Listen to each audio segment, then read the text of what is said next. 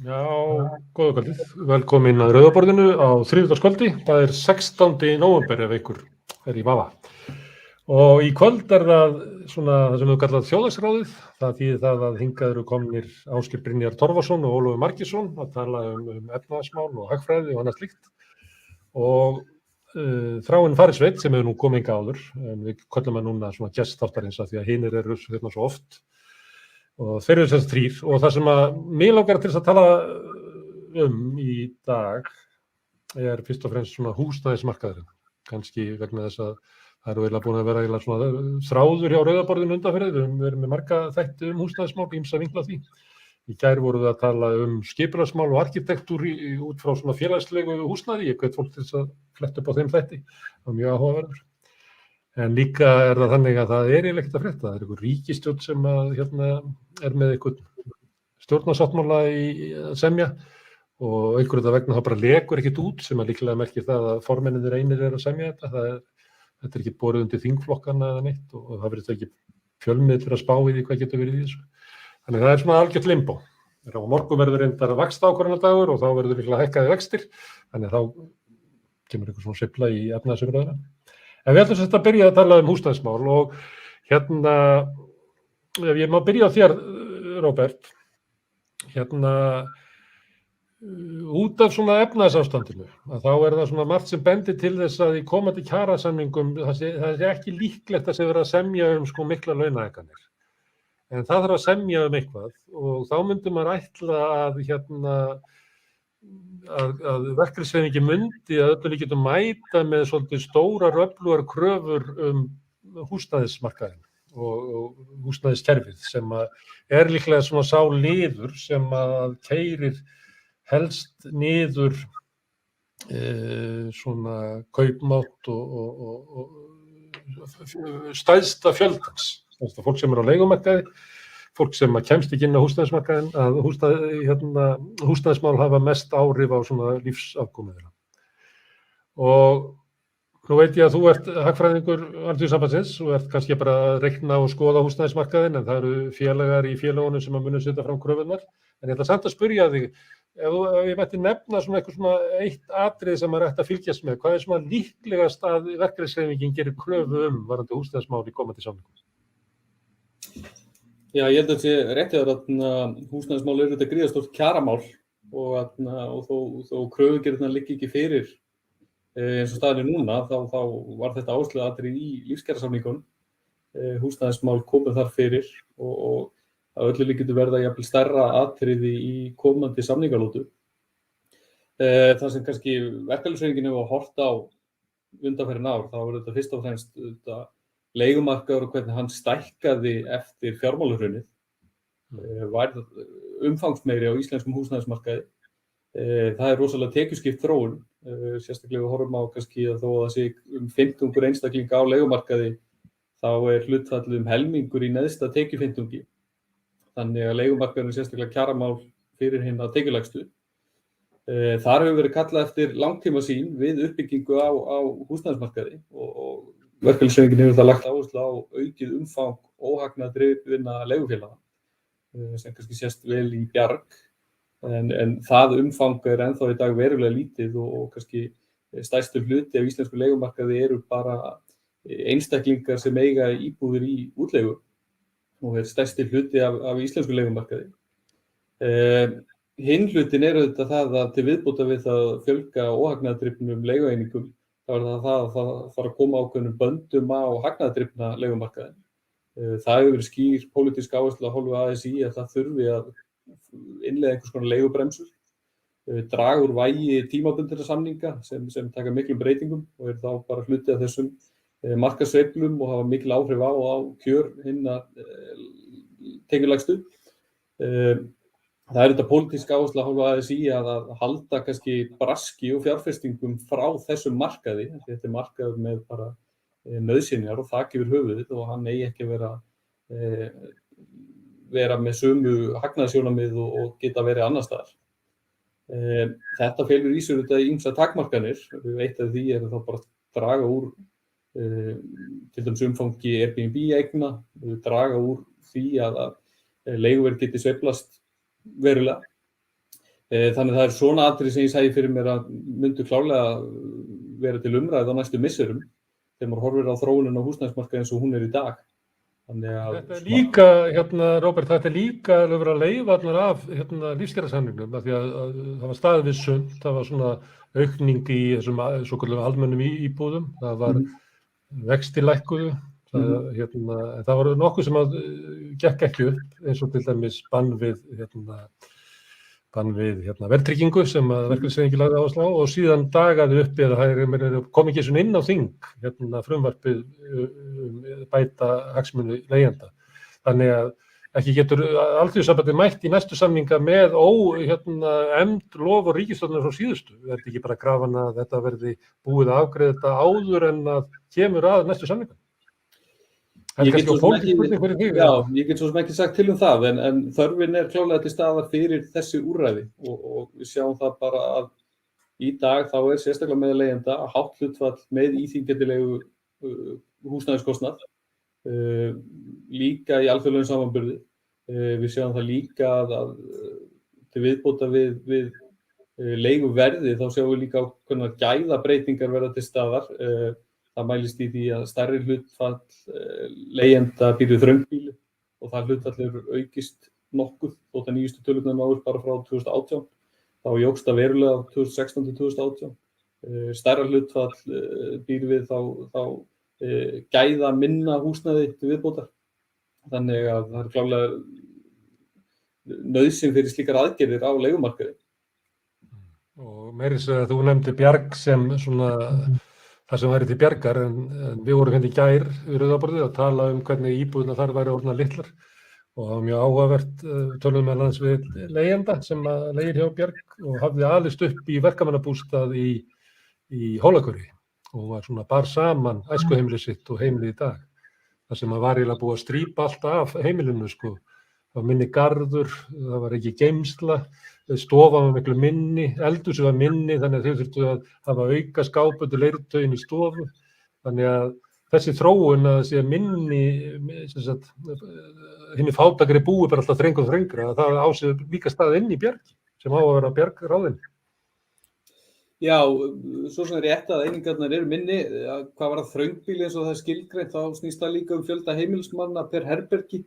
Og þannig að bjargíbúðirnar vissulega minni en þau svona fjöldi herbergja meiri með fermetra. Þannig að það líka kannski sú staðreynd. En það rétt hjá þér, það þarf að hafa sveigjanleika í því að byggja fjölbreytta leigueiningar inn í óhagnadrifna kerfinu. Það engin spurning.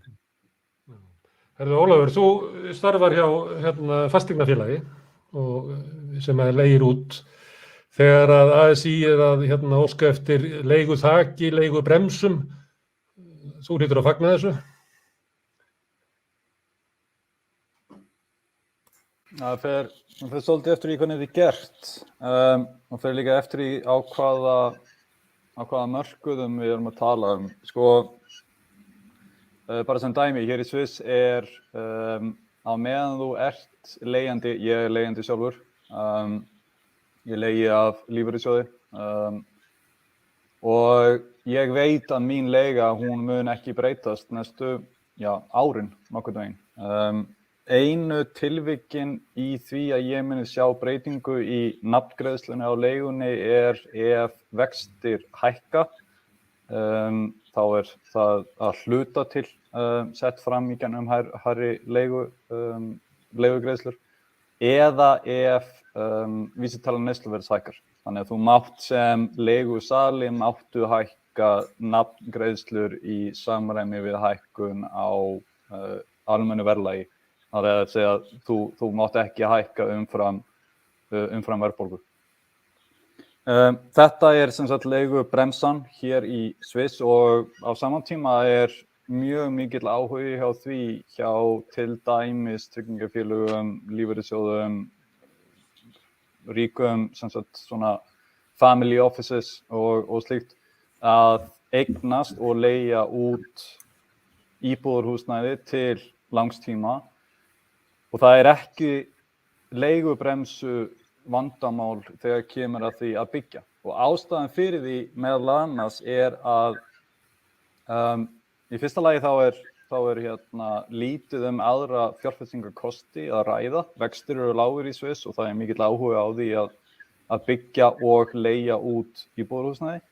Í öðru lagi er ákveðin svona það er pólitísk sátt það að bæði frá leigusölum og leigutökum að þetta sé sanngjarnt kerfi.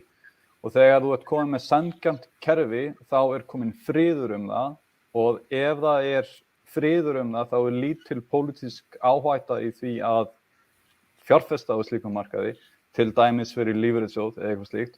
Og þá er viðkomandi lífeyrissjóður sem er með mjög langar skuldbindingar. Hann er til í að fjárfesta á slíkum markaði til þess að eignast eignir sem eru líka með langan líftíma, alveg eins og skuldirnar. Þannig að leigubremsan, það verður að sjá til þess að hún sé svona skynsamlega sett upp. Á Íslandi væri þetta sem dæmi og það er punkturinn sem Róbert var að minnast á áðan. Ég efast ekki að pólitískt það verði þetta alveg svakalega mikill hávaði þetta, varðandi leigubremsu einhvers konar. Ég sé ekki fyrir mér að það væri gáðlegt að vera með leiguþak, þar sem þú ert með ákveðna bara nafnupphæð sem þú mátt ekki fara umfram, en leigubremsa í samræmi við til dæmis eins og þetta er í Sviss, það er að segja að þú mátt ekki hækka umfram vísitölu neysluverðs, hækkun á vísitölu neysluverðs. Þá sé ég fram á það að sem dæmi á Íslandi var ég mikill hávaði þetta, þá var ég mikið talað skort á íbúðum út af þessu, þá var ég minni byggingar og svo framvegis. En ef eitthvað væri, þá væri þetta frekar hvati heldur en ekki til þess að ýta undir stofnanavæðingu, eða svona stofnanafjárfestingavæðingu. Það er að segja lífeyrissjóðir, tryggingafélög og svo framvegis, sem eru til í að byggja til þess að leigja vegna þess að leigubremsan myndi búa til friðinn, pólitíska friðinn sem þarf til þess að fá stóra fjárfesta sem geta tekið þátt á markaðinu með því að byggja og leigja til þess að taka þátt á markaðinum. Og þetta er allt annað heldur en markaðurinn í dag, eins og Róbert var að tala það eru einstaklingar á Íslandi en ekki stofnanafjárfestar sem eru að leigja út á Íslandi. Og einstaklingar á Íslandi hafa ekki getu til þess að byggja til þess að leigja út. Aftur á móti hafa stofnanafjárfestar getuna. En þeir vilja ekki gera það, en þess að það er ekki pólitískur friður á leigumarkaði á Íslandi. Þannig að þú þetta haldaði fram að leiguþaki myndir auðvitað á þroskamarkaðinu og gera hann betri. Ekki leiguþak, leigubremsa. Nei, leigubremsa. Já. En það er ekki lagt til leiguþak í frumvarpi sem var búið til í kjölfarið á lífskjarasamningunum. Æ, það er gott, leiguþak væri ekki gáðlegt, en leigubremsa væri gáðlegt.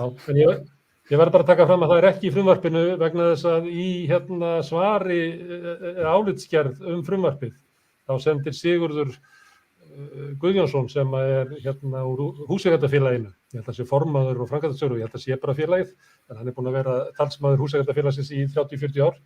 Hann svarar í umsögn sinni og talar leiguþak, þannig þess vegna verð ég að taka það fram að hann er að tala tillögurnar leigubremsu sem eru þó ekki alvarlegri en svo í frumvarpinu. Það talaði að leiga megi ekki hækka meira en 30% á 3 árum, sem er rúmlega 9% árshækkun. Og hann segir, leiguþak myndi gera aðstæður leigjenda verri og fjárfestar myndu halda sér höndum og ástand húsnæðis yrði lakari vegna sparnaðar í viðhaldi. Það verður þá hagstæðara að selja en eiga og reka leiguhúsnæði. Leiguþak myndi óhjákvæmilega gera allt vont en verra. Myndi fækka leigufölum íbúðum og svartamarkaðsbrask í leigumálum myndi aftur blómstra illu heilli.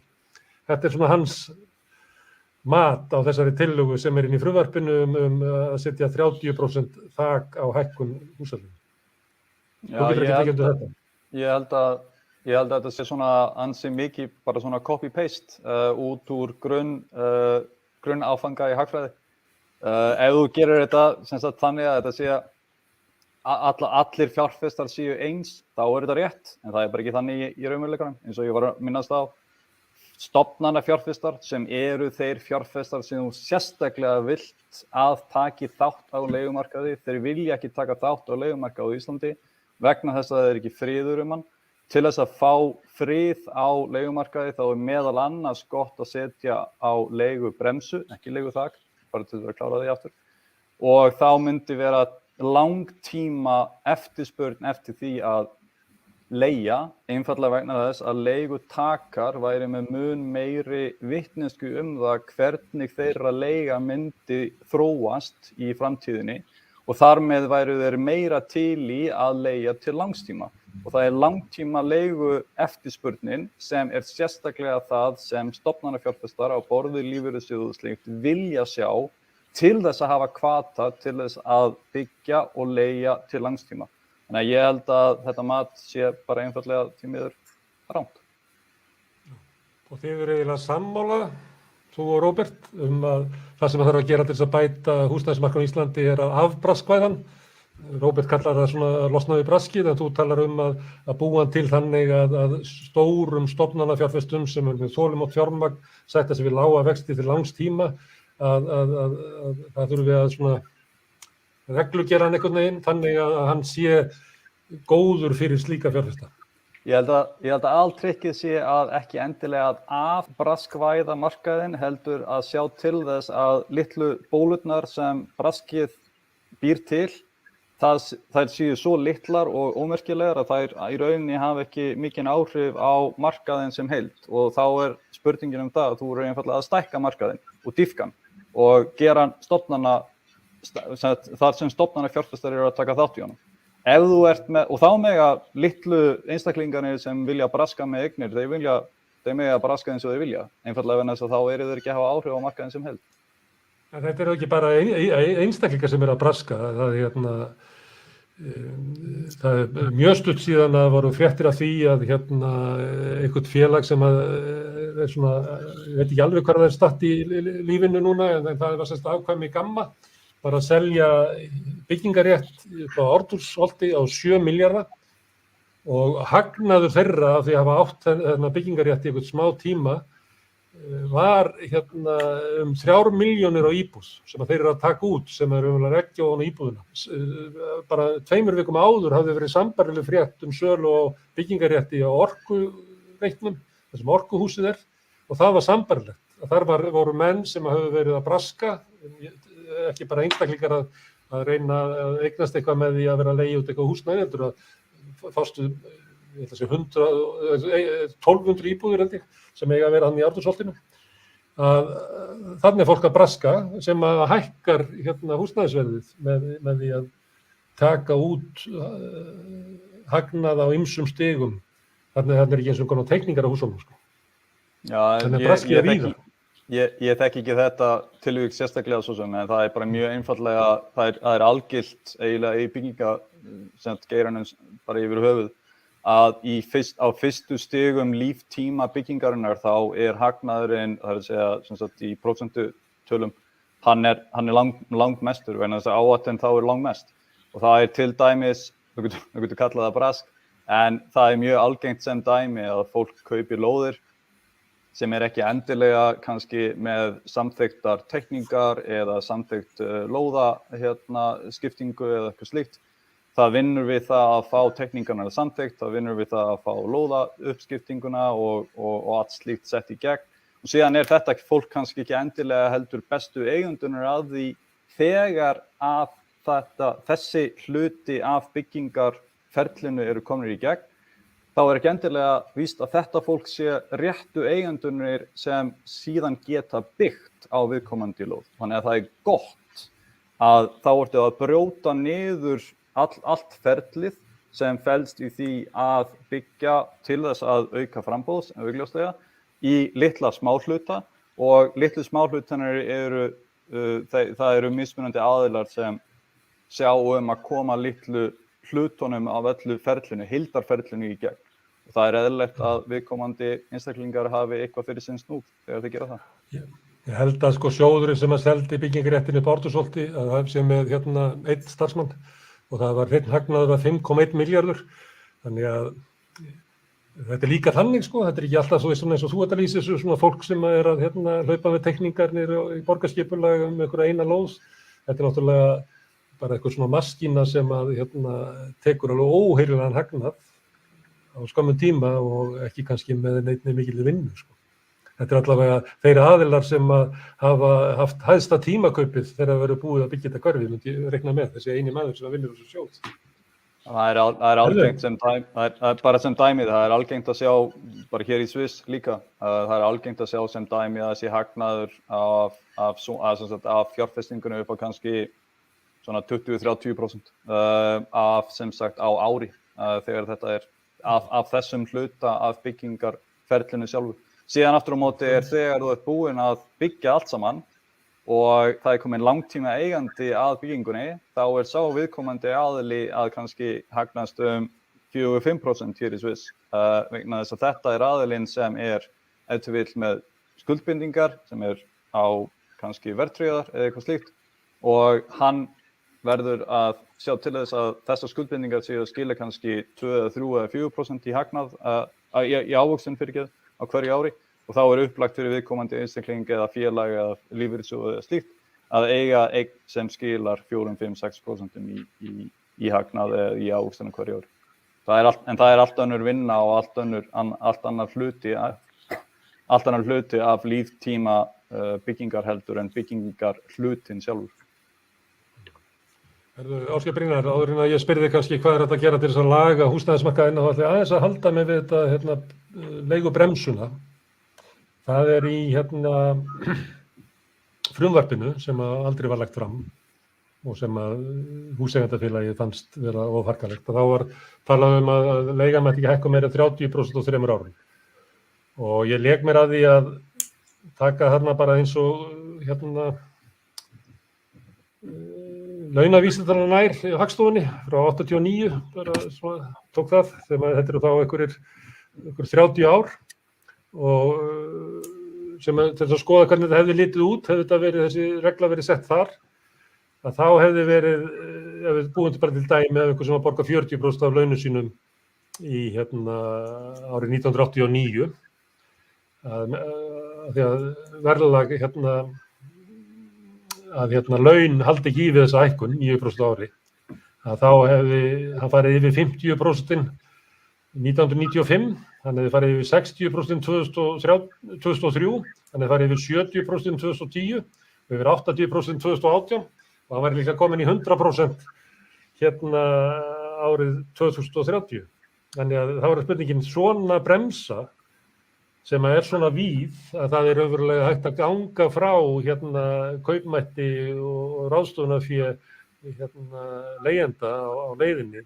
Eitthvað gagn að henni? Ég meina, þetta eiginlega fyrir utan það að eiginlega ætti markaðurinn að vera þannig að það myndi bara eitthvað bresta í samfélaginu áður en að bremsan fari að hafa einhver áhrif. Þetta eitthvað annað að gerast á leiðinni til þess að stoppa þessa stjórnlausu hækkun.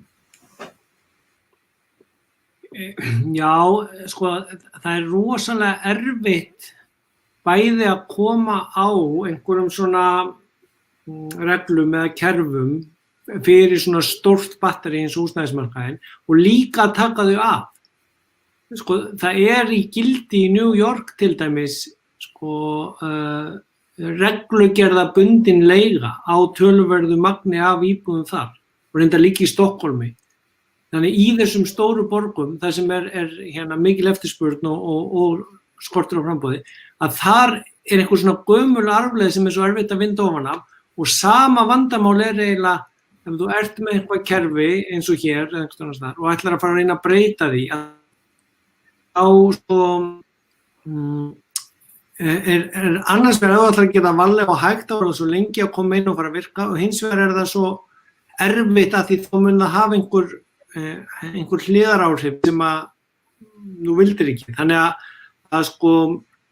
það sprakk nú ríkisstjórnin í Svíþjóð að þeir ætluðu að taka af þessa reglubundnu leiguverðshækkun sem var þar. En það aðeins flóknara dæmi því þar eru bústaðsréttir á íbúðum sem var búið að markaðsvæða og setja í sölu. Þannig að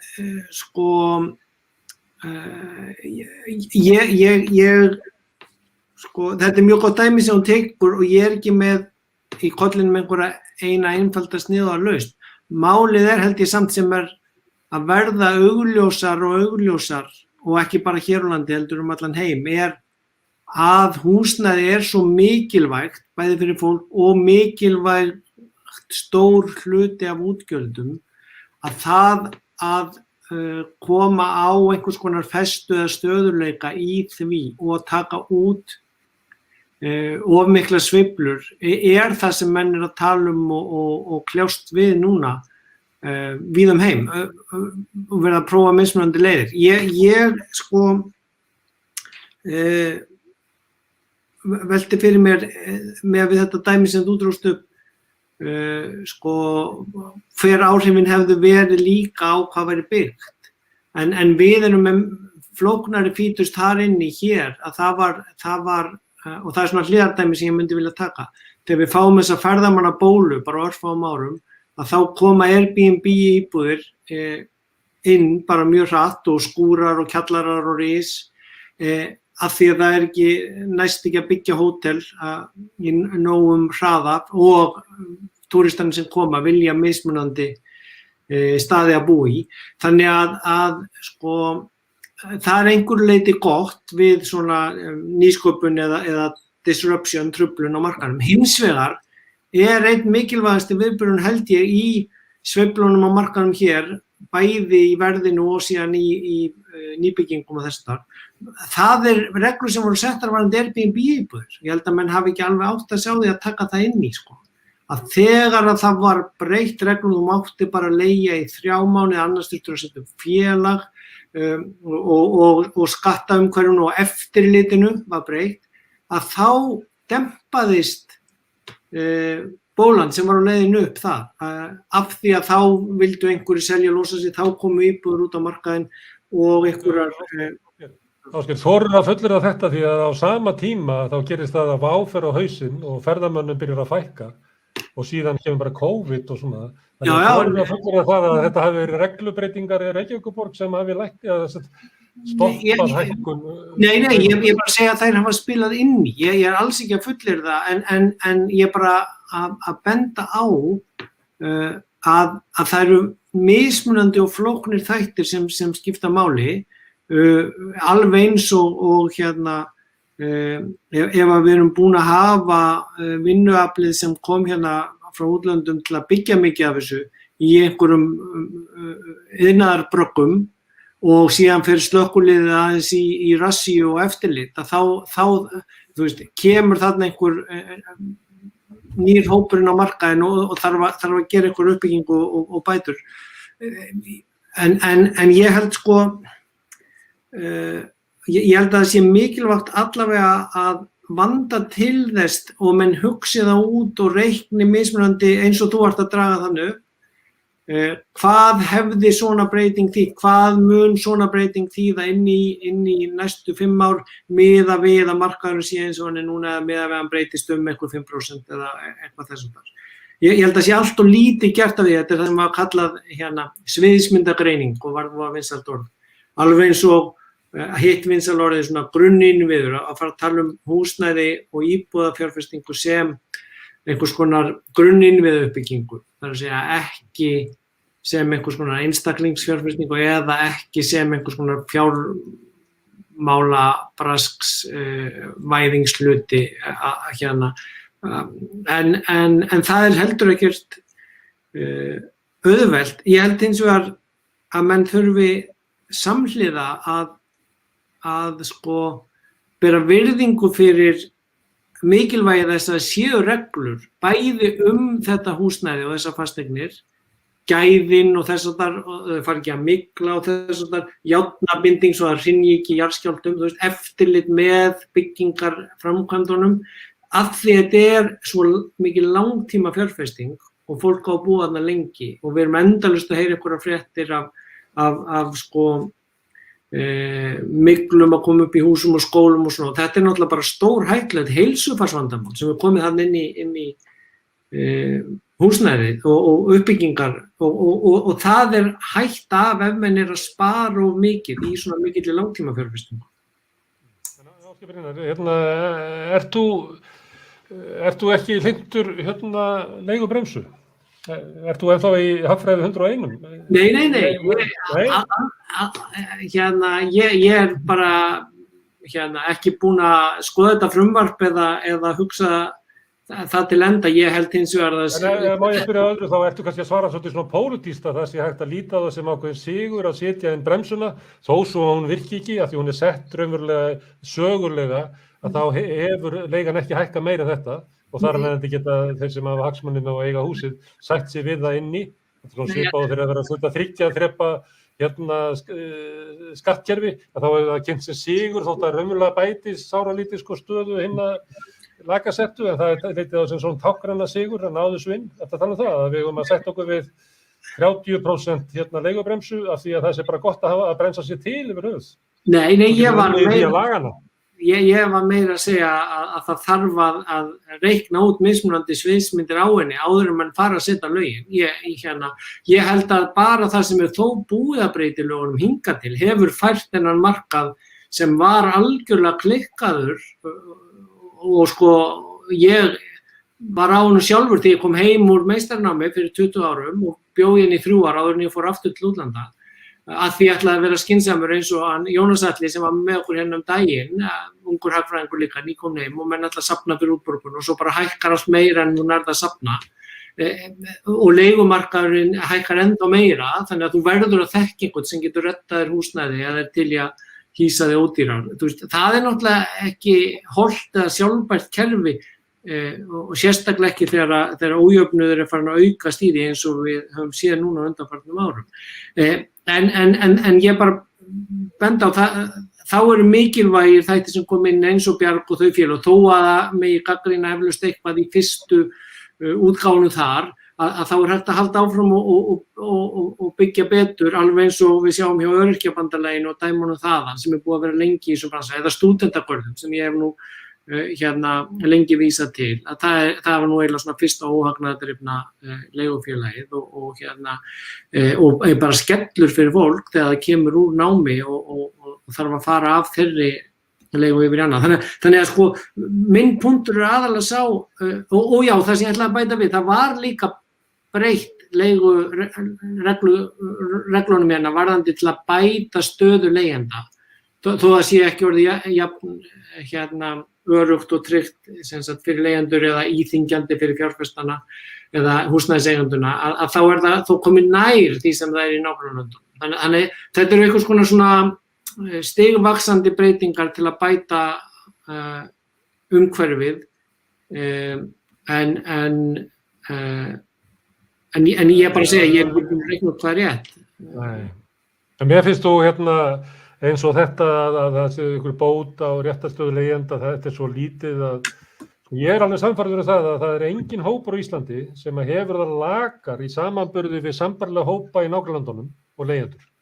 Já, það getur vel verið og það getur vel verið þegar að leigu húsnæðisbótunum að koma hérna á, þannig að það væru húsnæðisleigubætur átt að vera til álíka jafns og vaxtabætur að þær þau útgjöld og ríkissjóður runnu mjög líklega bara að mikið til fasteignaeigendanna, þar sem að leigu verði hækkaði sem nam þessum bótum frá ríkinu sem áttu að vera til þess að hjálpa þessum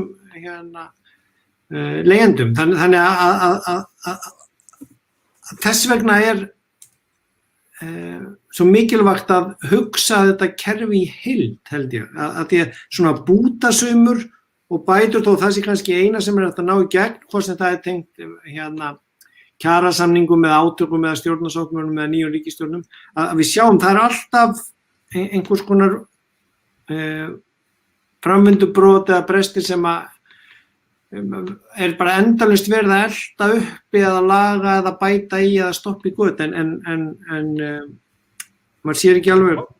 Þá skulum við tala það bara og ég byrja á Róbert. Það er eiginlega, mér finnst þetta að vera spurningu það, hversu stórt er vandamálið? Við lítum á húsnæðismarkaðinn sem er og svona braskvæðingu hans og segja við nefnt til þessi svo Bjarg og svona sem er svona eitthvað skárra ástand. En fólk sem er á einum almenna markaði og ég er að tala við þessa dagana, það upplifir það að ástandi sé bara að versna og versna og versna. Þó svo að í þjóðskrá sýnist stopp á hækkunum, að þá það ekki upplifun fólks sem ég að tala við og það kann að vera að það sé svo lítill hluti eða stór hluti sem ekki þinglýstur, að það sé svona einn villtasti markaður sem þar. Það getur líka verið að innkoma Bjargs og fleiri haldi aftur að hækkunin sem við sjáum vegna þess að það ekki aðgreind mælingin á húsaleigu hjá óhagnaðardrifnu félögunum og svo viltamarkaðnum, þannig að við sjáum raunverulega ekki hækkunina sem í gangi á viltamarkaðnum. En mín tilfinning svo að sko, eins og húsnæðismarkaður sem bara við það að springa, sko. Að unga fólki sem kennst ekki á markaðinn, ykkur komu von það að vaxtalækkunin leiða til þess að það gæti eignast húsnæði og svo alltaf verið að segja okkur á því að fyrstu kaupendur séu fjölgandi en svo ég held að þú hefur nú bent einhvern veginn á það, Róbert, að sko að það eykst ekki vaxtabætur til fyrstu kaupenda sem bendi til þess að fyrstu kaupendur séu kannski svolítið svona sérstakur hópur sem á kannski ekki við svona almenna kaupendur, en allavega mín tilfinning og það getur vel verið að ég hafi rangt fyrir mér, sé að þetta sé gríðarlega stórt ástand og gríðarlega vont ástand og bara húsnæðismarkaður sé á suðupunkti, þeir sem hafa orðið undir honum, leigjendur, unga fólki sem kemst ekki inn á markaðinn, fólki sem misti íbúðina sínar í hruninu og bara búin að vera að berjast við afleiðingar þess alla tíða síðan og búin að átta sig á því hvað það hrikalegt ástand að eiga húsnæði og detta svo yfir á leigumarkaðinn, að samfélagi standi frammi fyrir sko stóru átaki til þess að laga þetta og við ættum að vera að tala sko milljónaverkefni eins og Svíar gerðu á þessum tíma. En við erum að tala að kannski getum við lækkað vextina eitthvað pínlítið, við erum með svona smá stuðning við fyrstu kaupendur, kannski sett á svona ímyndað bremsu á hækkun húsaleigu sem að samt við vitum að utan marka, þannig að þetta skiptir lengur máli að hafa þetta. Hvort það sé kominn tími til þess að við svona bara ég veit ekki, lýsum við neyðarástandi á húsnæðismarkaði. Þú veist, ég veit ekki hvort átt að á því hvert ég að fara með þetta, hvort að við séum raunverulega að biðja nógu mikið og nógu stórt. Það kannski rétt hjá þér varðandi til dæmis svo kallar viltamarkaðin að okkur vantar betri gögn leigjendur og stöðu á leigumarkaði. Mikið á svona félagslegum vísum sem Hagstofan hefur ekki uppfærðir nógu oft, þannig við erum ekki nógu nýlega gögn heldur, eins og ég vísaði áðan þröngbýli sem nýjast frá 2018 sem eiginlega of gömul gögn. Varðandi leiguverðið, þá frá 2011 til 2018 ef maður þá hækkaði leiga í takt við laun, þannig að leiguverð hækkaði verulega. Frá 2018 til 2021 þá batnaði, þá hægðu á vexti leiguverðs og laun hafa hækkað eitthvað, en þá kemur þetta hinn hlutin á vandanum hversu óskipulagður leigumarkaður og að því að hann svona í einstaklingseigu, getur við sagt, þá til dæmis blandast þetta líka við óöryggi og ótrygga bara stöðu og síðan eins og það sem gerist í COVID að hvaða úrræði hafa leigjendur sem verða fyrir tekjufalli og það síðan hinn hluti á vandanum að við vitum og vissum lítið stöðu leigjenda til dæmis sem verða fyrir tekjufalli og eru á leigumarkaði. Húsnæðiseigendur, þeir sáu vexti lækka, húsnæðiskostnað lækka, þeir eru rýmri úrræði til að fresta greiðslum á meðan mörg úrræði sem búist leigjendum hjá almennum, eða sem hjá leigufélögum voru frekar íþyngjandi, voru í skamman tíma til dæmis fristing á leigugreiðslum og áttu að vera greitt tilbaka á stuttum tíma. Þeir sem eru á almenna markaðnum og dráttarvöxtum og dýrustu vöxtum. Akkurat. Þannig hluti af vandanum með það að skorta upplýsingar og kannski líka hluti af því sem þú ert að lýsa þetta hluti af aðilum menn við vitum það að tekjulægri komu verð út úr COVID eru frekar á leigumarkaði og leigumarkaðin sem þá mætir þeim í tekjufalli kannski ekki allt á innveittur og lítið úrræði til þess að bregðast í tekjufallinu, þannig að hvort aðstæðan sé betri, leiguverð sem hlutfall af launum hefur lækkað á undanfarnum árum og eitthvað af þeim breytingum sem voru gerðar í húsnæðisbótunum 2018 voru þokkalegar svona, en auðvitað bara dropi í hafið í þeirri stöðu sem markaðurinn í. En ég má spyrja núna, kannski ef við verum að horfa á markað það sem svona jafnvægi og þeir eru að tala Ólafur talar svona stofnanafjárfestar sem koma inn með svona meiri róin á markaðinn og þú ert kannski að tala svona meiri félagslegan hluta markaðarins. En víðast í nágrannalöndum okkar þessi hluta markaðarins kannski 30-40. Það sem best, það sem aldrei talað húsnæðismál í aðdraganda kosninga eða kjaraviðræðna, þar þessi hluti markaðarins kannski 50%. Við erum með félagslega hluta markaðarins kannski í 8%, kannski 10 ef maður tekur félagsstofnun stúdenta og tínir allt til sem að gæti verið annað. Það verður að tala bjarg sem svona stóra skrefi sem við höfum verið að stíga. Það ekki þessar 500 íbúðir sem við vorum að deila út eru kannski 0,4% af markanum. Þannig að þetta svo fáránlega lítil skref. Þannig ég að velta fyrir mér þjóðskrá og það við ættum að fara út í þá ættum við ekki að stefna því að þessi hluti markarins yrði 30% fyrir 2040. Einmitt, það svo góð spurning. Þjóðskrá birti áhugaverð gögn núna í vikunni þar sem sýnt þá eignarhald á hús, bara á á fullgerðum íbúðum í Íslandi og 16,6% af þeim voru í eigu lögaðila á þessu ári. Og þú talar 8% sem sé félagslegt, þannig að en í raun og veru meira af íbúðum, ég held að vera 21% voru í eigu einstaklingar sem eiga fleiri en eina eign. Þannig að umfang þess hluta leigumarkaðarins allan jafn stóri eða stærri heldur en af því sem teljast lögaðilar. Hvert hlutfall á að vera get ég ekki alveg sagt til en það þarf að móta einhverja langtíma sýn það myndi ég halda. Ok, sem líka í sambandi við þessa umræðu, það ágætt að muna eftir því að það hægt að blanda saman félagslega hlutanum og stofnana fjárfesta hlutanum líka. Og Holland besta dæmið það. Það algengt í Hollandi sem dæmi að fjárfestar séu að kaupa fasteignir, blokkir með kannski 50, 60, 70 íbúðum eða svo. Hluti af þessum íbúðum, kannski 20, 25%, allt upp í 30% eru á félagslega leigumarkaðinum. Næstu kannski 30% eða svo eru á það sem kallað mid-market hlutanum og það blanda eiginlega af því þar sem þú mátt hækka leiguna hraðar heldur en á félagslega, svona pjúr, svona algjörlega félagslega hlutanum. Og svo ertu komið með restina, það bara frjálsmarkaður, þú mátt leigja eins og þú vilt til hvert sem skiptir engu máli með tekjurnar og svo framvegis og þú mátt hækka leiguna eins og þú vilt á þessum hluta íbúðana í allri blokkinni. Og það góða við þetta að þetta vinnur á móti gettómyndun sérstaklega.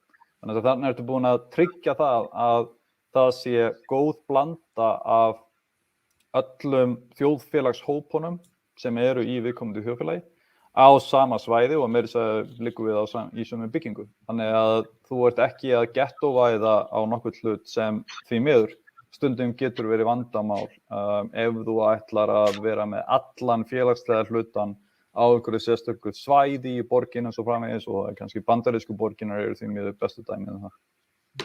En má ég spyrja, þetta nýjar blokkir sem þú ert að lýsa, það sem þetta byggt svona, það sem hlutfallið eða þessi fyrirtæki að kaupa blokkir úr sem sagt með þessu gamla kerfi inn í sér? Bæði.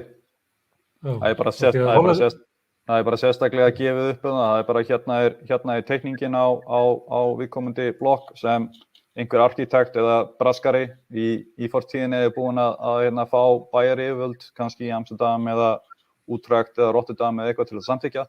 Þessi teikning, þessi viðkomandi braskari, hann hefur ekki fjárfestingargetuna til þess að byggja blokkina sjálfa. Þannig að hann fer yfir til kannski stofnanafjárfestis, getur verið sjóður í eigu fjárfesta, það getur verið tryggingafélag, það getur verið lífeyrissjóður og svo framvegis. Það kaupir viðkomandi land og viðkomandi teikningu og byggir nákvæmlega í samræmi við viðkomandi byggingu og það í samræmi við þá samþykkt sem búið að koma í gegn hjá viðkomandi bæjarfélagi. En hlutföllin í nágrannandum okkar eru svona einhvers staðar, þú veist 30, 25 til 50 eitthvað leys. Og það ekki allt saman félagslegt húsnæði, sumt sumum ríkjum sveitarfélögin eru stærstu aðilinn, í öðrum félögum leigufélög sem að tengjast verkalýðshreyfingunni, í öðrum eru bara ævaforn félög eins og skilst mér í Hollandi sem að lengi vel hafði mesta húsnæðiöryggi í Evrópu. Það sem var kannski langur biðlisti að komast inn í kerfið, kannski beðið í 7 ár og skráður bara þú var 17 ára. En þegar þú komst inn í kerfið þá varstu eiginlega safe for life með öruggt og ódýrt húsnæði. Þannig að það svona ýmsar útgáfur af þessu og þú ert að benda á Ólafur að kannski í staðinn fyrir að tala félagslega kerfið og svo bara alltaf vilt á milli að þá setja að tala eitthvað svona millikerfi þar sem að fjárfestar ganga inn á einhverjar reglur eins og til dæmis með leigubremsu og með hvaða hætti blöndunin inn í blokkinni og þar höfum göttunum. En við erum náttúrulega eftir sem áður erum við bara með svo örlítinn hluta og það sem að mig langar að spyrja raunverulega hægt að tala eitthvað bata á íslensku húsnæðiskerfi þar sem okkur náttúrulegt að bera saman við hvernig í næsta nágrenni okkar, án þess að vera að tala raunverulega við þurfum að stækka þennan hluta sem kannski 8% í dag upp í kannski 30-40% og þetta náttúrulega bara, þetta svo útfæsta landhelginnar, þetta er á því kaliberi. Fram að þeim tíma, að við treystum okkur til þess að ræða þetta, þá erum við ekki að fara að laga húsnæðismarkaðina neinur á því. Þó svo við stækkum 8% upp í 9,5, þá skaðinn af hinu svo mikil að það mun alltaf eyða raunverulega góða áhrifunum með þessum litlu skrefum. Ólafur, ættum við að vera að tala stór átak í húsnæðismálum? Draga inn lífeyrissjóðina, verkalýðsfélögin, stjórnvöld, samtök leigjenda, almenning allan, að við ætlum að fara út í stór átak við að gera húsnæði á Íslandi þannig að verði ekki vandamál fyrir íbúana. Já, það búið að vera vandamál síðustu ára á Íslandi að það byggt sérstaklega til einstaklingseigna því miður. Það því miður ekki búið að negla almennilega inn á svona hvatana fyrir stofnanafjárfesta og verkalýðsfélög og aðra non-profit eða óhagnaðardrifin félög til þess að taka þátt í honum. Og leið að búið að setja upp umgjörðina á betri hátt og það einfaldlega bara fara til nágrannalandana sem eru búin að gera þetta vel og það virkar hjá þeim, Holland, Svíþjóð, Þýskaland, Sviss og svo framvegis. Og það má einfaldlega bara blanda öllu saman. Það er engin ástæða til þess að annarkvort að fara í ökla eða eyra. Það er alveg ljómandi góð hugmynd að hvetja alla aðila til þess að taka þátt í þessu. En þá þarf að vera eitthvað svona heildarmynd. Þú talaðir svolítið það áðan þegar þú varst að tala hvort að stofnanafjárfestum vil líða vel, að þá þarf að vera eitthvað svona heildarmynd, að þarf að vera eitthvað svona trú á því að markaðurinn sé stabíll og góður, þannig að það þarf að vera svona eitthvað heildarátak líka. Það er ekki hægt að kasta bara út allir að gera sitt besta. Nei, en bara sem dæmi, í fortíðinni hefur venjulega átakið á húsnæðismarkaði eða á fasteignamarkaði í fortíðinni hefur venjulega verið það að ýta undir það að fólk geti tekið lán til þess að kaupa fasteignir sem það getur síðan búið í. Það hefur aldrei verið pælt í því að auka framboð sérstaklega á kerfislegan hátt og nota bene þá ekki að meina til langstíma. Það búið að vera einhver átök það í fortíðinni, það sem hefur búið að vera með eitthvað svona skammtíma skammtíma prógram í það að auka framboð í kannski næstu 2-3-4 ár. En ég að tala að breyta kerfinu þannig að það sé langtíma hvati hjá mismunandi markaðsaðilum á framboðsliðinni til þess að taka þátt í honum. Það er ekki bara að redda málum eins og alltaf gert á Íslandi með því að gefa fólki eða lána fólki meira peningum til þess að kaupa fasteignir. Það verður að ýta undir framboðið, ekki eftirspurnina. En þetta heldur við svona verkefni eins og milljónaverkefnið í Svíþjóð, þar sem hefur opinbera ákveður að byggja 1.000.000 íbúðir. Þetta heldur við að, það var svona að redda málunum, en þetta heldur við eitthvað svoleiðis. Ef það eru x margar íbúðir á næstu 2 árum, þá er það gagnslaust til langstíma. Þú verður að sjá til þess að hvatinn sé í kerfinu ekki bara hjá hinu opinbera, heldur hjá öllum til þess að vera með aukið framboð. Þetta er ekki bara spurning það að vera með skammtíma rettingu til þess að retta einhverju í næstu 2-3-4 ár. Þú ert að sjá til þess að kerfið sem til staðar, það hefur innbyggða hvata fyrir aðila sem geta byggt til þess að byggja. Þá ertu búin að tryggja það að sé langtíma kerfislegur eiginleiki til staðar, þar sem það tryggt langtíma framboð. Og þú þarft aldrei að vera með skammtíma rettingar áttur. Ásgeir, þetta spurningin hvað þetta stórt vandamál og þar af leiðandi hvað við þurfum að tala svona stóra lausn og þetta náttúrulega, þetta veigamesti þátturinn sem að spilar inn í fátækt barna, það húsnæðiskostnaður. Þetta Róbert benti á það að helmingurinn af minnina hafi sagt af lægstu fimmtungnum eða fjórðungnum í leiguhúsnæði og þeir sem eru á lægstu tekjunum og eru á leigumarkaði, þetta búið að vera bara þekkt í meir en 200-300 ár, eru klemdir á milli lágra launa og hárra húsaleigu og þetta bara eiginlega versta staðan sem að fólk getur lent í. Þetta er risa vandamál. Af hverju erum við ekki að tala risa lausn í húsnæðismálum, húsnæðisstefnu til lengri tíma? Við kunnum að hugsa svona, við hugsaum svona í hitaveitunni, við hugsaum svona í landhelginni, við þurfum ekki að kunna þetta alveg. En af hverju gera þetta ekki í húsnæðismálum? Bara aumingjaskapur held ég, eða menn skilja þetta ekki.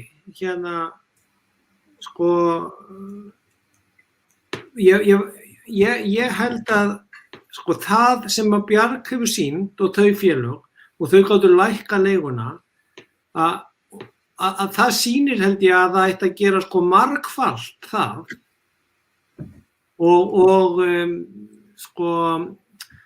draumur Ólafs frá Sviss svolítið svona þá bendi ég aftur á það svo erfitt að breyta stokki og kerfi sem einhvern veginn og miðað við þær lausnir sem hafa gerðar hér og nýtt aðalskipulag borgarinnar frá 2010 hefur skipt máli og samgönguinnviðirnir sem hefur verið að gera skipta máli. Þetta allt svona, ef þessi flugvöllur væri að fara þá væri við komið með lóðir í viðbót líka. Allt þetta skiptir máli út frá skipulags- og hönnunarforsendum, sem sagt bæði ytra skipulaginu sem íbúðunum kom inn í og síðan innra skipulaginu í íbúðunum, hvernig gæðin á þeim eru.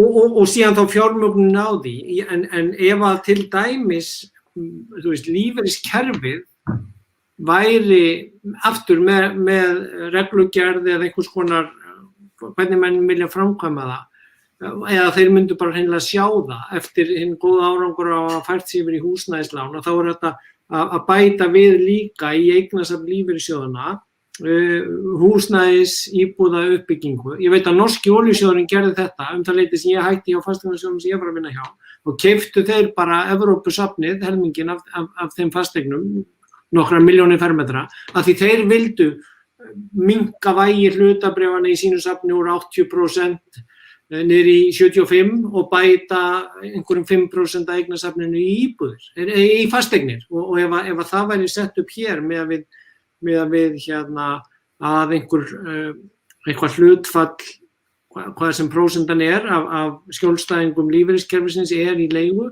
að þá sé ákveðið hlutfall af eignasafni þeirra tengt uppbyggingu á íbúðum eins og Bjargi. Ég meina, alveg eins og lífeyrissjóðirnir voru hvattir og settur upp strúktúr, reglur og sjóðir til þess að þeir færi út í meiri nýsköpunarfjárfestingu. Og ég sé alla möguleika á að gera svona stórt átak ef að það vilji fyrir hendi og þor og síðan að allir sjáu kostin af því. Það betra að hafa stöðugan og öruggan leigumarkað. Alveg sama hvort þú horfir á það frá sjónarhóli fólk sem að flytja til landsins, sama hvort sem það fætt hér og búið að vera í námi erlendis eða útlandsfætt og að koma hingað.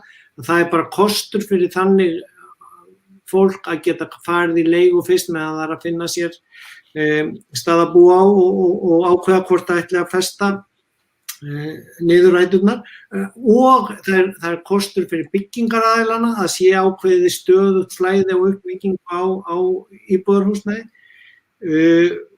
og einhver leyti þetta hugarfarsbreyting og síðan verður held ég að horfa í gegnum það að svo hættulegt hvernig mörg svona eins og við sjáum af þessu almenna íbúðakerfi eða hvað það nú kallað og þessar aðgerðir, þessi bútasaumur sem var gerður til að aðstoða fyrstu kaupendur og tekjulágri kaupendur, allt gott og gilt sem verið að reyna að gera með þessu, en það gengur allt út frá einhvers konar Excel-skjali að láta ganga upp með út frá núllsömuspili eða engum útgjöldum og algjörum skorti á að sjá að þetta eign til 40 til 100 ára en ekki einhver 5 eða 10 ára fjárfestingar útreiknings Excel-skjals æfing.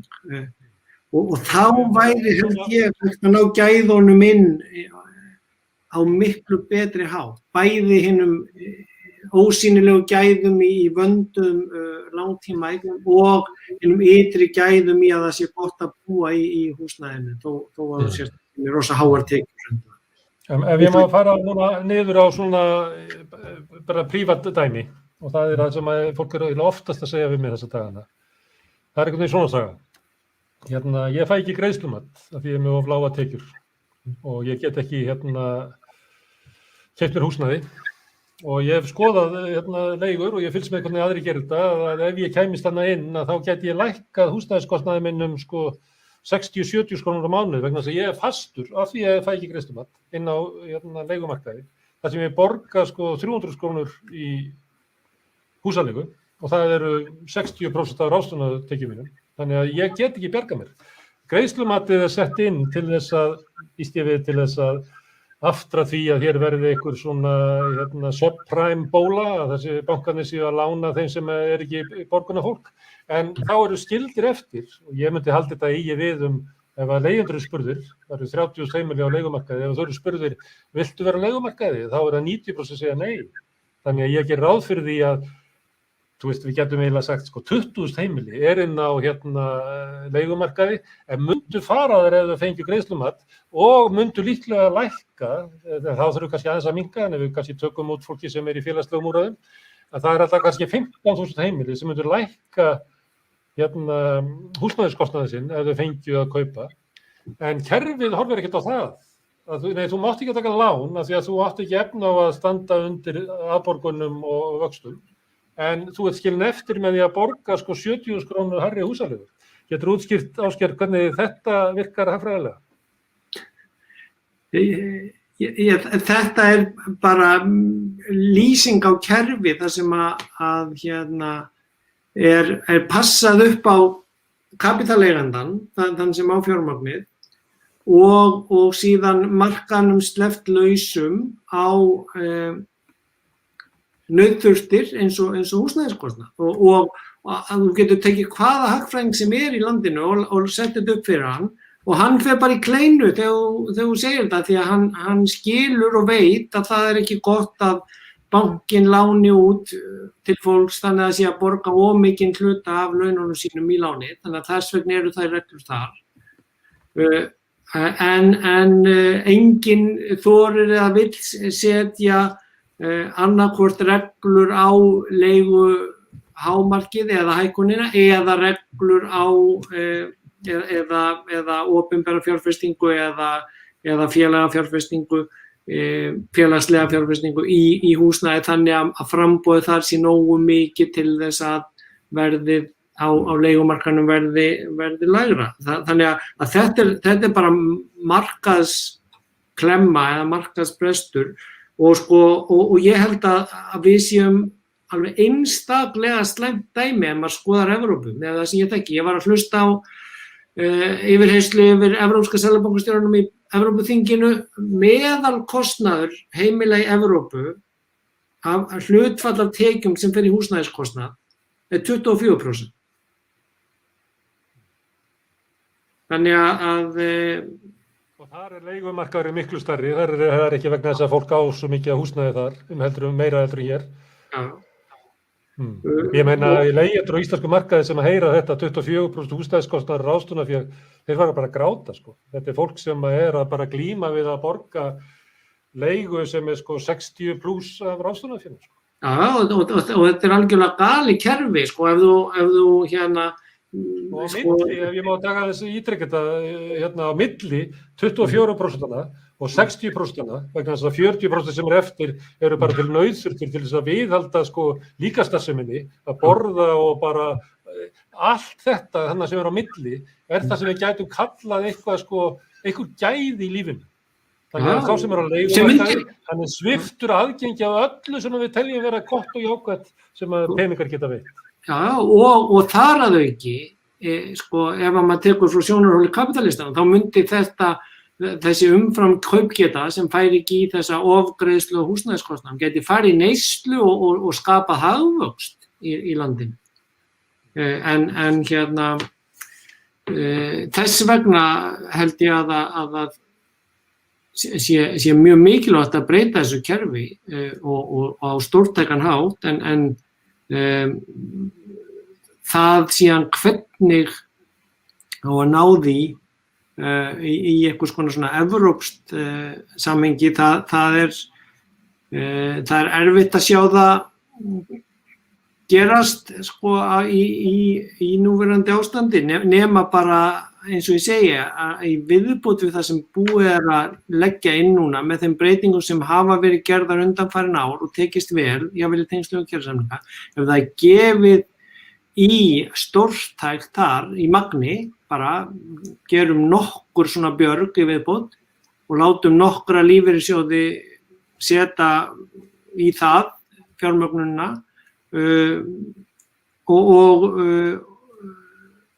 og sjáum hvernig það nær að halda í við síðan það sem við vitum ekki hvernig verður, fólksfjölgun í landinu, ferðamannabóluna og þess áttar, en það er augljóst, það er ekki hægt að láta óheftan markað stýra því og ráða hvort eigi að byggja eina verslunarmiðstöð eða hótel eða lúxusíbúðir og síðan verði bara svona afgangsstærð hvort það sé byggt eitthvað af litlum og hagkvæmum íbúðum og það sé þá mikilvægt að þær séu ekki af einhvers konar drasl eða afgangur, heldur að þær séu íbúðir, hugsaðar sem mannabústaðir af gæðum þannig að þær sé gott að búa og þær dugi í áratugi. Við gátum gert þetta áður fyrr, við getum alveg gert þetta núna, það þarf bara rétt hugarfari í það og vilja.